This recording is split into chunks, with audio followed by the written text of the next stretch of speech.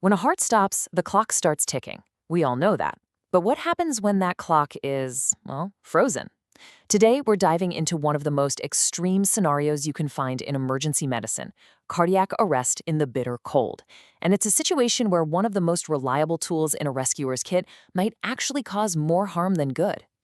So let's just set the scene. This isn't some theoretical exercise. This is a real-life situation that can force even the most experienced medics to stop and question their training, right there on the spot.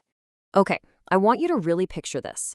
You're the first one on the scene, your patient is down, they're not breathing, and their core temperature is a shocking 81 degrees Fahrenheit. That's unbelievably cold. Every single instinct, every bit of your training is screaming at you to just start the standard life-saving playbook. But in this kind of extreme cold, the rules of the game have completely changed.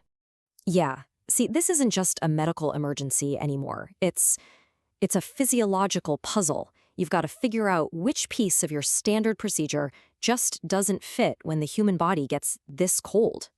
So here are the 4 pillars of advanced cardiac life support, right? CPR, airway management, drugs, and shocks. We all know them. Now, 3 of these you're going to do almost exactly like you've always been taught. But one of them requires a major rethink. The question is, which one?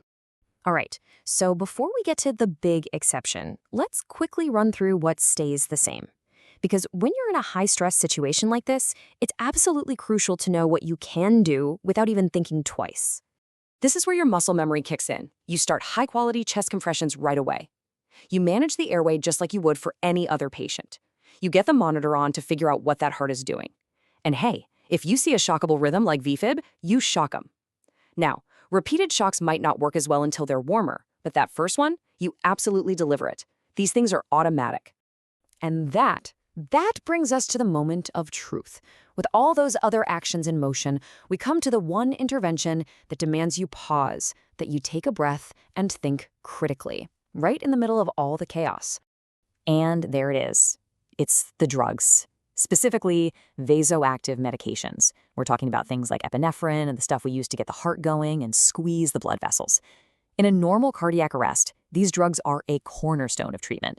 But in a severely hypothermic arrest, they become a huge point of controversy. So the big question is why? I mean, why would a standard life-saving drug suddenly become useless or maybe even dangerous? Well, it all comes down to the bizarre physiology of a frozen body. At this low of a temperature, the body's systems have basically ground to a halt. Metabolism is in the basement. Here's an analogy for you. Think of dropping your sugar cube into ice water. It's just going to sit there, right? It won't dissolve, it won't spread. That's exactly what happens with these drugs. Circulation is so poor, the medicine can't even get to the heart to do its job. Instead, it just pools in the outer parts of the body, building up without doing any good at all. And you know, this isn't just some interesting physiological fact. It's a real, live point of debate among the experts who literally write the medical guidelines. It just goes to show you how medicine is always learning and evolving. Just look at this. On the one hand, you've got the standard ACLS guidelines. They say it may be reasonable to give drugs while you're rewarming the patient. Notice the language there, may be reasonable. It's pretty cautious, right? But then you have the Wilderness Medical Society. These are the experts in extreme environments, and their advice is way more direct. They say do not give any of these drugs until the patient has been significantly warmed up. And they don't leave you guessing. The Wilderness Medical Society gives us a very clear number to aim for. Hold off on all those vasoactive drugs until the patient's core body temperature is back up to at least 86 degrees Fahrenheit or 30 degrees Celsius. That's the magic number. It's the temperature where the body's metabolism starts to wake up again, so it can actually process and use the medications you're giving it. So, if we can't lean on our usual go-to drugs, what is the single most important treatment? What is our #1 priority in this frozen emergency?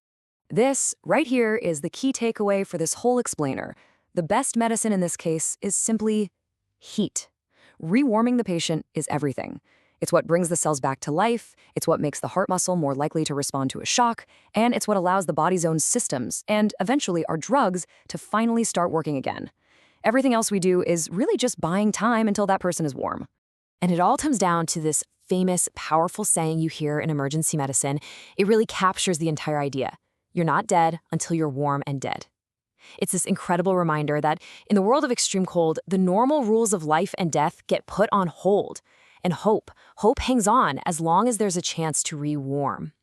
Just a profound idea that really challenges our most basic ideas about what it means to bring someone back.